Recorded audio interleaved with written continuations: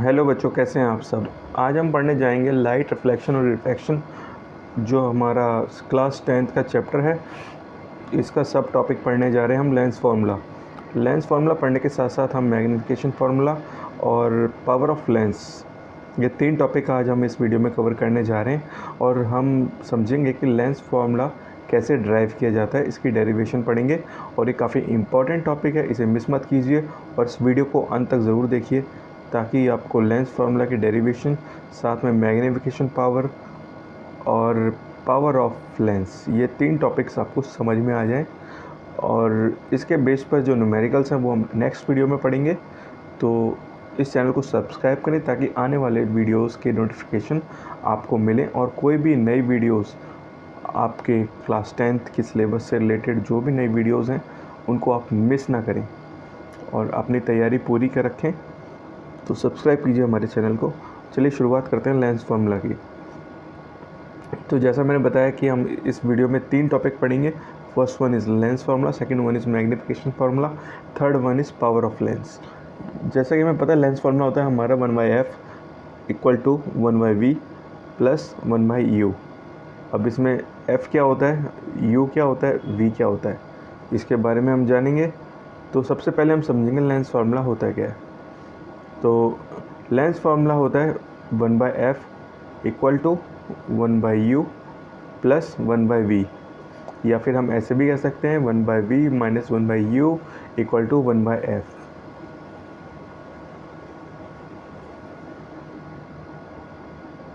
तो what is lens formula? तो optics होता है, जो स्टडीज़ होती हैं, जो लाइट से रिलेटेड स्टडीज़ होती हैं, या फिर वो साइंस जहाँ पर हम लाइट से रिलेटेड स्टडी करते हैं, रिसर्च करते हैं, उसको ऑप्टिक्स बोलते हैं। The relationship between the distance of image, distance of image हमारी v से डिनोट होती है, the distance of object u से डिनोट होता है, और फोकल लेंथ होती है किसी भी लेंस की, वो स्मॉल f से डिनोट होती है। तो u, v एंड f ये हमारे होते हैं distance of image, distance of object और फोकल लेंथ। इन तीनों के बीच में जो रिलेशनशिप होता है, इस जो फार्मूला इन तीनों के रिलेशनशिप को बताता है, उसे हम लेंस फार्मूला बोलते हैं। यानी कि 1/f equal to 1/u plus 1/v, ये हमारा लेंस फार्मूला कहलाता है। जैसा कि नीचे इमेज में भी दे रखा है, ये लेंस फार्मूला है हमारा। ये लेंस फार्मूला कॉनकेव लेंस हो गया या कॉन्वेक्स लेंस हो गया, दोनों के लिए ये एलिजिबल है, दोनों के ऊपर ये एप्लीकेबल है। साथ ही के साथ लेंसेज जिनके अंदर नेग्लिजिबल थिकनेस होती है, उसके लिए लेंस फार्मूला आइडियल है। अब लेंस फार्मूला निकालने से पहले हम एक ऐसी कंडीशन समझेंगे कि हमारे पास एक कॉन्वेक्स लेंस है। कॉन्वेक्स लेंस है जो कन्वर्जिंग होता है, जहाँ पर सारी की सारी जो पैरेलल बीम्स होती हैं लाइट्स की, वो आके एक पॉइंट पर मर्ज हो जाएं, उसको हम कॉन्वेक्स लेंसेज बोलते हैं। Consider the convex lens having the optical centre O, इसका जो ऑप्टिकल सेंटर है वो O है। And let f capital be the principal focus and small f be the focal length. जो हमारा f है, ये हमारा प्रिंसिपल फोकस है, और जो फोकल लेंथ है वो हमारी स्मॉल से हमने डिनोट की है, ये हमारी फोकल लेंथ है। An object is held perpendicular to the principal axis beyond the focal length of the lens। अब जो हमारी ऑब्जेक्ट है, ये हमारा ऑब्जेक्ट है, ये हमारी जो प्रिंसिपल एक्सिस है उसके फोकल लेंथ के बियॉन्ड, ये हमारी फोकल लेंथ है, तो इससे पीछे खड़ा है कोई भी ऑब्जेक्ट है। तो जो इमेज जो फॉर्मेशन हो रही है, वो ये इमेज बन रही है A' B', ये हमारी इमेज बन रही है जो इन्वर्टेड है, इन्वर्टेड है। और साथ ही के साथ जैसा कि फिगर में दिखा रखा है, जो h है ये हमारी ऑब्जेक्ट की हाइट है, और h' है ये हमारी इमेज की हाइट है। तो ध्यान से देखेंगे इस फिगर को, इस फिगर के बेस पर ही हम लेंस फार्मूला को ड्राइव करेंगे। तो अब हम पहले इस ट्रायंगल के अंदर आएंगे, ABO के अंदर आएंगे। तो जो हमारा ट्रायंगल ABO है, ये जो हमारा ट्रायंगल जिसमें मैं मार्क कर रहा हूँ, इस ट्रायंगल की बात करेंगे। साथ ही में जो हमारा ट्रायंगल A'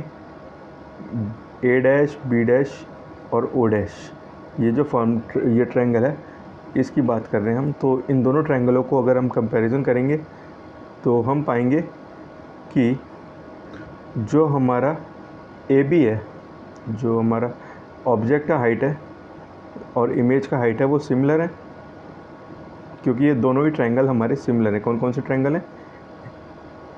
वो हमारे ट्रायंगल हैं ए बी ओ, ये वाला ट्रायंगल, और ए डैश बी डैश ओ, ये जो ट्रायंगल है ये दोनों के दोनों सिमिलर ट्रायंगल्स हैं। क्योंकि ये दोनों ट्रायंगल सिमिलर हैं हमारे, तो जो हमारा ए डैश बी डैश है, ये जो ए डैश बी डैश है और ए बी, ये दोनों की दोनों हाइट्स हैं। एक ऑब्जेक्ट की हाइट है, दूसरी इमेज की हाइट है। तो हम इसको ऐसे लिख सकते हैं A dash B dash upon A B, ये हाइट होगी। और साथ ही के साथ जो ओ बी है, जो हमारा इमेज से जो लेंस के सेंटर से डिस्टेंस है दोनों की, इमेज का और ऑब्जेक्ट का, उसको भी हम ऐसे लिख सकते हैं O dash B dash upon O B. क्योंकि ये सिमिलर ट्रायंगल्स है, दोनों साइड इसकी सिमिलर्स होती हैं, इनकी तीनों की तीनों साइड सिमिलर हो सकती हैं। अभी तक ये समझ में आ गया, और इस इक्वेशन को हम नंबर 1 मान के चलेंगे। अब इन दोनों ट्रायंगल्स की बात होगी। अब सेकंड केस में हम ट्रायंगल लेते हैं A B F, A dash B dash और F, A dash B dash and F. ये छोटा ट्रायंगल है, इसको लेके चल रहे हैं, और इस साइड हम लेके चल रहे हैं O C F, O C and F. ये दो ट्रायंगल्स लेके चल रहे हैं, ये दोनों ट्रायंगल्स भी सिमिलर हैं, ठीक है। तो अगर ये दोनों ट्रायंगल सिमिलर हैं हमारे, कौन कौन से ट्रायंगल हैं हमारे, एक बार फिर से देखिए, ओ सी एफ और ए डैश बी डैश एफ, ये दोनों ट्रायंगल्स हमारे सिमिलर हैं। क्योंकि ये दोनों ट्रायंगल सिमिलर है तो इनकी साइड्स भी सिमिलर हुई हैं, जैसा कि हमने इक्वेशन 1 के अंदर किया था। इसके अंदर जो दोनों की हाइट्स हैं ए डैश बी डैश, ये ओ सी के इक्विवेलेंट है, तो इसको हमने लिख लिया। और जो हमारी परपेंडिकुलर जो बेसिस हैं हमारे दोनों के, वो हमने ले लिया, जैसे side O F equivalent to B dash F. क्योंकि ये दोनों ट्रायंगल सिमिलर हैं तो हमने जो दोनों के हाइट्स हैं A dash B dash upon O C कर दिया, और जो एफ बी है हमारे बेसिस हैं एफ बी डैश और ओ एफ, इन दोनों को भी हमने सिमिलर मान के चला है। तो हमने कौन कौन सी दो हाइट्स ली हैं? सबसे पहले हमने ये दोनों साइड्स ले ली, और उसके बाद ये जो साइड्स है दोनों ट्रायंगल की ये ले ली हैं। तो इसके बेस पर ये हाइट को साथ में लेके और इसका बेस साथ में लेके हमने ये दो इक्वेशन लिख लिए। और जैसा कि हमें पता है जो ओ सी है वो इक्विवेलेंट है ए बी के। जो ओ सी है जितनी इसकी हाइट है उतनी हाइट ए बी की है, तो हम ओ सी की जगह ए बी को हम लिख सकते हैं। तो हमने सेम चीज़ की है जो हमारी पीछे इक्वेशन थी, इसके अंदर ओ सी है, इस ओ सी की जगह हमने ए बी को रख लिया।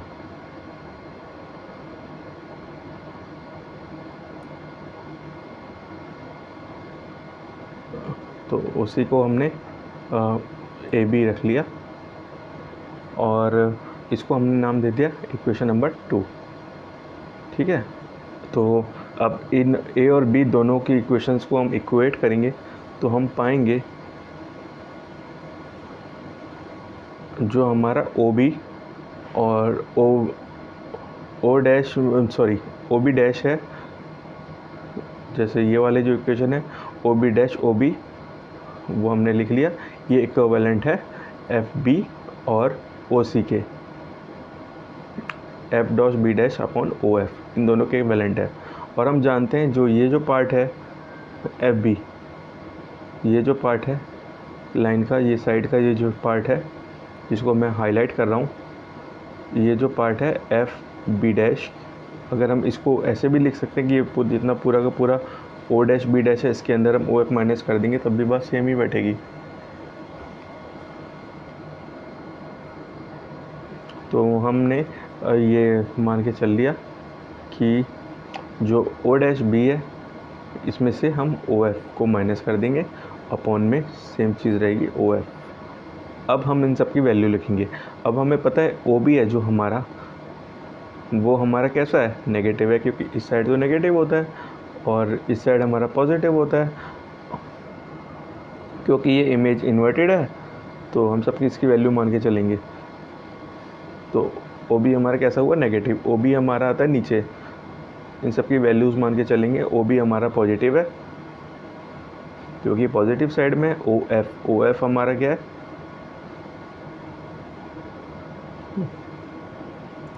ओ एफ हमारा फोकल लेंथ है और ये हमेशा कैसा है, पॉजिटिव है। इन सब की वैल्यू सब्स्टिट्यूट करेंगे तो हमारी इस टाइप से वैल्यू आ जाएगी। इन दोनों को अगर हम क्रॉस मल्टीप्लिकेशन करेंगे तो इस साइड लेफ्ट साइड में हमारा बनेगा वी एफ और equal to minus U V plus U F. अब हम क्या करेंगे, इसका प्लस माइनस साइन को एडजस्ट कर लेंगे तो यू वी हमारा बनेगा U F minus V F. अब इन तीनों को, इस पूरी इक्वेशन को हम, जो हमारे पास इक्वेशन दे रखी है, हम इसको यू वी एफ से डिवाइड कर देंगे दोनों साइड। तो L H S R H S दोनों को यू वी एफ से डिवाइड करेंगे तो हमारी जो फाइनल इक्वेशन बनेगी वो हमारी 1/f equal to 1/v minus 1/u है। इसी को ही हम लेंस फार्मूला बोलते हैं। तो काफ़ी आसान है, बस आपको ये दोनों ट्रायंगल्स हैं इन पर ध्यान देना होगा। सबसे पहले हम ए बी जो हमारा ओ है, इस ट्रायंगल को, साथ में ओ सी और जो हमारा ये ट्रायंगल है ए बी ओ, इन दोनों ट्रायंगल्स को देखना होगा। उसके बाद हम जो राइट साइड में जो हमारे ट्रायंगल्स हैं जिसमें ग्रीन मार्क हो रखे हैं, इन दोनों ट्रायंगल्स को कंपेयर करेंगे। क्योंकि ये दोनों ट्रायंगल सिमिलर हैं तो इन सब की साइड्स भी इक्विवेलेंट होगी। फिर हम क्या करेंगे, इन सब की वैल्यूज़ रख देंगे, वैल्यू रख के फिर यू बी एफ से दोनों साइड में डिवाइड कर देंगे। सिंपल है, प्रैक्टिस की बात है। आप जितना प्रैक्टिस करेंगे उतनी जल्दी आपको आएगा और उतना ही ज़्यादा आपके पेन की टिप्स पर आ जाएगा ये लेंस फार्मूला। अब मैग्नीफिकेशन की बात करते हैं तो मैग्नीफिकेशन क्या होती है, the ratio of the height of image that of the object. जो हाइट की, इमेज की हाइट होती है उसको अगर डिवाइड कर देंगे हम हाइट ऑफ ऑब्जेक्ट तो हमारा मैग्नीफिकेशन फार्मूला निकल जाएगा। तो इसको छोटे स्मॉल एम से डिनोट करते हैं और इसको हम इक्विवेलेंट भी बोल सकते हैं, distance of image upon the distance of object. Distance of हमारी इमेज वो v से डिनोट होती है और डिस्टेंस ऑफ ऑब्जेक्ट हमारा u से डिनोट होता है। तो मैग्नीफिकेशन फार्मूला फॉर मिरर होता है हमारा minus v upon you. v क्यों, क्योंकि ये जो मिरर की जितनी भी इमेजेस बनती हैं वो रियल नहीं होती है, वर्चुअल होती है। तो इसकी वजह से हम इसे माइनस v अपॉन यू बोलते हैं। क्योंकि जो इमेज की डिस्टेंस होती है वो हमेशा नेगेटिव साइड में होती है, तो मिरर के केस में जो v होता है हमारा वो हमेशा माइनस में होता है। और इसीलिए हम मिरर के लिए जो लेंस फार्मूला होता है हमारा, सॉरी मैग्नीफिकेशन फार्मूला होता है वो माइनस v अपॉन यू होता है। और लेंस के लिए यही चीज़ पॉजिटिव होती है तो m होता है वो v अपॉन यू होता है। The positive sign of the magnification shows that the image is erect and virtual. अगर पॉजिटिव साइड है हमारी मैग्नीफिकेशन का तो इसका मतलब होता है जो इमेज है वो सीधी है और वर्चुअल है, वो रियल नहीं है। अगर नेगेटिव साइन है मैग्नीफिकेशन फार्मूला में तो उसका मतलब है इमेज रियल है और वो इन्वर्टेड है, वो मतलब रियल इमेज से एकदम इन्वर्टेड है। कुछ वैल्यूज़ है ये हमें हमेशा याद रखनी होगी कि जब मैग्नीफिकेशन हमारी 1 से कम हो, 1 से कम हो, तो हमारी जो इमेज होती है वो मैग्नीफाइड होती है, बहुत छोटी होती है। जब मैग्नीफिकेशन फार्मूला से जो m है वो 1 से बड़ा होता है तो इमेज बहुत ही डिमिनिश्ड होती है। फिर से रिपीट करते हैं, जब m 1 से बहुत छोटा होता है, 1 से कम होता है, 1 से कम होता है तो इमेज बहुत जूम्ड होती है। मैग्नीफाइड का मतलब होता है जूम्ड होती है, ठीक है। और 1 से जब ज़्यादा होती है मैग्नीफिकेशन की वैल्यू तो इमेज बहुत डिमिनिश्ड होती है, बहुत छोटी होती है। जब मैग्नीफिकेशन की वैल्यू 1 होती है तो इमेज क्या होती है, सेम साइज़ होती है ऑब्जेक्ट की। जितना ऑब्जेक्ट का साइज़ है उतना ही इमेज का साइज़ होता है। तो अगर इमेज मैग्नीफिकेशन की वैल्यू पॉजिटिव है तो क्या होगा, अगर मैग्नीफिकेशन की वैल्यू पॉजिटिव है तो इमेज इरेक्ट होगी और वर्चुअल होगी। अगर मैग्नीफिकेशन की वैल्यू अगर नेगेटिव है तो क्या होगा, मैग्नीफिकेशन की वैल्यू अगर नेगेटिव होगी तो इमेज हमारी रियल होगी प्लस इन्वर्टेड होगी। तो ये 2 चीज़ें याद रखनी है, ये 4 केसेस याद रखेंगे तो आपको इमेज के ये जो न्यूमेरिकल्स हैं, मैग्नीफिकेशन के न्यूमेरिकल्स हैं, वो आपको याद करने में, इनको सॉल्व करने में आसानी होगी। अब तीसरी जो इम्पोर्टेंट टॉपिक आता है वो लेंस का पावर। लेंस का पावर क्या होता है? The power of the lens is ability to converge और diverge the ray of light falling on it. किसी भी लेंस की वो पावर जिससे वो लेंस कन्वर्ज या डाइवर्ज कर सकता है किसी भी रेस को जो उसके ऊपर पड़ती है, इसको हम लेंस फार्मूला बोलते हैं। यानी हम सिंपल वर्ड्स में कह सकते हैं the power of lens is the ability to converge और diverge the ray of lights falling on it.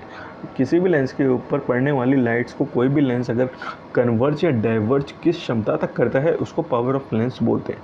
The power of lens is defined as the reciprocal of the focal length. अब simple words में अगर बोलें, ये reciprocal होती है हमारी focal length की। फोकल लेंथ का जो रेसिप्रोकल होता है उसे हम पावर ऑफ लेंसेज बोलते हैं। Lens of the small focal lens has the large power of converging and diverging a parallel beam of light. यानी जितनी कम फोकल लेंथ होगी किसी भी लेंस की, उतना ही ज़्यादा कन्वर्जिंग और डाइवर्जिंग पावर होगा किसी भी लेंस का। एक पैरेलल बीम ऑफ लाइट अगर उसके ऊपर फॉल होती है और उसकी फोकल लेंथ बहुत कम है लेंथ की, किसी भी लेंस की फोकल लेंथ कम है तो उतनी ज़्यादा ही उसकी कन्वर्जिंग या डाइवर्जिंग पावर होगी। ठीक है। अब कन्वर्जिंग लेंस हमें पता है कौन सा होता है, ये होता है हमारा डाइवर्जिंग लेंस। अगर पैरेलल लाइट इसके ऊपर फॉल हो रही है तो क्या होगा, लाइट डाइवर्ज हो जाएगी। तो ये होता है हमारा कॉनकेव लेंस। ठीक है। और दूसरा केस आता है हमारा कन्वर्जिंग का। कन्वर्जिंग में होता है क्या होता है कि ऐसे ही लेंस होता है, अगर कोई भी पैरेलल लाइन इसके ऊपर फॉल हो रही है तो इसे कन्वर्ज कर देगा, जोड़ देगा। तो ये इसे कहते हैं हम कॉन्वेक्स लेंस। तो unit of power of lenses is dioptre. जो लेंस की यूनिट है, ऐसा यूनिट है, इसे हम डायोप्टर बोलते हैं। और जो हमारी चश्मे की पावर होती है इसे भी हम लेंस का पावर बोलते हैं। तो इसे हम डायोप्टर में ही मेज़र करते हैं। The power of lens has 1 diopter if focal length is 1 metre.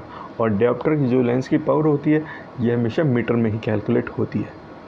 तो 1 डायोप्टर का मतलब होता है कि फोकल लेंथ लेंस की 1 मीटर है। कंसीडर, अब हमारे सामने केस आ रहा है जिसके अंदर consider 2 lenses with focal lens. हमारे पास 2 लेंस हैं जिनकी अलग अलग फोकल लेंथ है। अगर उन दोनों लेंस को हम कंबाइन कर दें तो ये दोनों लेंस एक सिंगल लेंस की तरह बिहेव करेंगे। तो इसकी फोकल लेंथ क्या होगी, इसका पावर कैसे होगा, डायोप्टर कैसे निकालेंगे। तो टोटल हमारी फोकल लेंथ होती है, जो हमारा टोटल हमें पता है कि लेंस पावर हमारी 1/f होती है। तो टोटल हमारी जो फोकल लेंथ है वो होगी, या टोटल हम डायोप्टर पावर कह दें तो वो होगी हमारी, सिंपल मेंटली एक्सरसाइज है ये, कि जितनी भी हमारे पहले वाले लेंस की पावर होगी प्लस दूसरे वाले लेंस की पावर जितनी होगी, तो पहले वाले लेंस की पावर क्या होगी हमारी, जो लेंस, इसको हम पहला लेंस का पावर प्लस दूसरी लेंस की पावर। अब पहले लेंस की पावर है हमारी 1/f1, दूसरे लेंस की पावर है हमारी 1/f2। अगर इन दोनों को कंबाइन कर देंगे तो हमें टोटल लेंस की पावर मिल जाएगी। तो ये केसेस हमें याद रखने। तो अभी जैसे मैंने आपको बताया कि लेंस की जो ऐसा यूनिट है पावर ऑफ लेंसेज वो डायोप्टर होती है, इसे कैपिटल डी से डिनोट करते हैं। और इसको 1/f बोला जाता है, यानी हम 1/मीटर भी कह सकते हैं। यानी इसकी यूनिट है वो मीटर माइनस 1/1 है। The convex lens has the power in positive. जो कॉन्वेक्स लेंस होता है उसकी पावर होती है पॉजिटिव के अंदर होती है, जो कॉन्केव लेंस होता है उसकी पावर नेगेटिव में होती है। जो नज़र के चश्मे होते हैं जिनको दूर का दिखता है, जिनको दूर का साफ नहीं दिखता, उसकी पावर नेगेटिव में होती है। जो कॉन्वेक्स लेंस होती है जिनको पास में पढ़ने की रीडिंग में प्रॉब्लम होती है, उनका जो लेंस का पावर होता है वो पॉजिटिव में होता है। जितने भी ओल्ड एज पर्सन होते हैं जो नज़र का जो पढ़ने का चश्मा लगाते हैं, आपने देखा होगा जो हमारे घर में बुज़ुर्ग आदमी होते हैं उनको अखबार पढ़ने के लिए भी चश्मे की ज़रूरत होती है, तो उनके लेंस की पावर पॉजिटिव होती है। और जितने भी मतलब छोटे यंग एज में जो चश्मे लग जाते हैं, जिनको दूर का साफ़ नहीं दिखता, ब्लैक बोर्ड साफ़ नहीं दिखता, तो उनको जो लेंस पावर, उनके जो चश्मे की लेंस पावर होती है वो कॉन्वेक्स, वो नेगेटिव के अंदर होती है। अगर अभी आप मिडिल एज में, जैसे अभी आप स्टूडेंट हैं, अगर आप डॉक्टर के पास जनरली या ऑप्टिशियन के पास अगर आंखें चेक कराने जाएंगे तो आपकी इमेज होगी, जो लेंस की पावर होगी वो -2D 3D या फिर 2.5D ऐसे होगी। अगर आपके पापा या आपके दादाजी अगर कभी जाएंगे चश्मा चेक कराने जाएंगे तो उनकी पावर होगी +2D 2.5D 3D 4D इस टाइप में होगी। तो ये केस आप याद रखेंगे। और हमें पता है लेंस कहाँ कहाँ यूज़ होते हैं। लेंस हमारे कैमराज में यूज़ होती है कॉन्वेक्स लेंस। तो कॉन्वेक्स लेंस ये हमारे कन्वर्जिंग लेंसेज होते हैं, कैमराज के अंदर यूज़ होते हैं। एस्ट्रोनॉमिकल टेलीस्कोप्स होते हैं, टेरेस्ट्रियल टेलीस्कोप, तो जहाँ पर हमें दूर की चीज़ें देखनी है साफ़, वहाँ पर कॉन्वेक्स लेंसेज यूज़ होते हैं। कॉन्वेक्स लेंसेज होते हैं, इनकी स्मॉल जिनकी फोकल लेंथ होती है वो माइक्रोस्कोप्स के अंदर यूज़ होते हैं, बायोलॉजिकल स्पेसिमेंट्स को रीड करने के लिए यूज़ होते हैं। तीसरी एप्लीकेशन है रीडिंग ग्लासेस के अंदर भी कॉन्वेक्स लेंसेज यूज़ होते हैं। It is use to correct hypermetropia defect, जो पास की रीडिंग की प्रॉब्लम्स हैं उनको ठीक करने के लिए भी कॉन्वेक्स लेंस का यूज़ होता है। कॉन्केव लेंसेज होते हैं वो मायोपिया को करेक्ट करने के लिए होते हैं। मायोपिया किस में होता है, जो पास की चीज़ें मतलब दूर की चीज़ें करेक्ट करने के लिए मायोपिया हमें चाहिए होता है। तो अगर ये आपको चैनल अच्छा लगा है, आपको ये इन्फॉर्मेटिव लगा है वीडियोस, तो इस चैनल को लाइक करें, शेयर करें, सब्सक्राइब करें। इसके नेक्स्ट वीडियोस में हम न्यूमेरिकल्स करेंगे और साथ ही के साथ जो इस चैप्टर से रिलेटेड दूसरे जो वीडियोस हैं, इंपॉर्टेंट चैप्टर्स, इंपॉर्टेंट टॉपिक्स के वीडियोस हैं, उनको भी आप जाके फॉलो कर सकते हैं ताकि आप कोई भी टॉपिक मिस ना करें। तो सब्सक्राइब कीजिए हमारे चैनल को ताकि आने वाले वीडियोज़ के नोटिफिकेशन आप तक मिलते रहें। Thank you.